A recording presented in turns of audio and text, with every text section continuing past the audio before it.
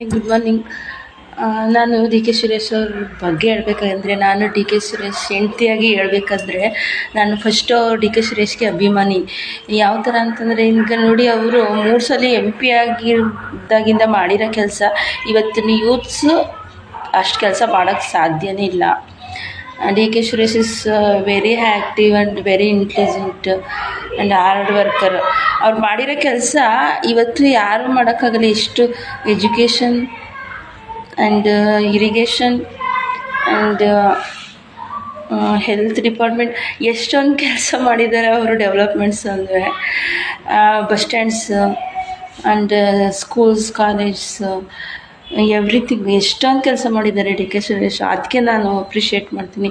ಎಲ್ಲರೂ ಬಂದು ಕೋಟಿಗಟ್ಟಲೆ ದುಡ್ಡು ಮಾಡ್ಕೊಂಡು ಹೋಗ್ತಾರೆ, ಆದರೆ ಡಿ ಕೆ ಸುರೇಶ್ ಕೆಲಸ ಮಾಡಿದ್ದಾರೆ, ಅದನ್ನು ನಾನು ಅಪ್ರಿಷಿಯೇಟ್ ಮಾಡ್ತೀನಿ.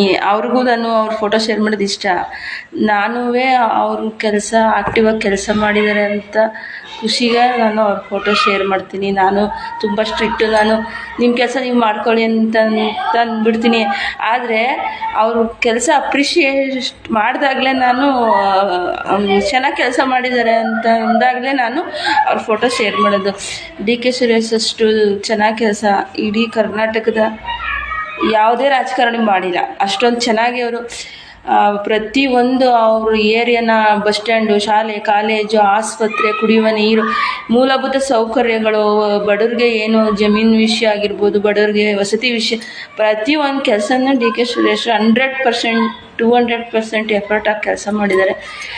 ಅದಕ್ಕೆ ನಾನು ಮೊದಲು ಅಭಿಮಾನಿಯಾಗಿ ನಾನು ಅವ್ರ ಫೋಟೋನ ನಾನು ಶೇರ್ ಮಾಡೋದು. ಪವಿತ್ರ ಡಿ ಕೆ ಸುರೇಶ್ ಆಗಿರೋದಕ್ಕೆ ನಾನು ಸಾರ್ಥಕ. ಇಂಥ ಒಳ್ಳೆ ಆ್ಯಕ್ಟಿವ್ ಆಗಿರೋ ಒಬ್ಬ ಸಮರ್ಥನ ನನ್ನ ಗಂಡ ಅಂದ್ಬಿಟ್ಟು ನಾನು ಖುಷಿ ಪಡ್ತೀನಿ.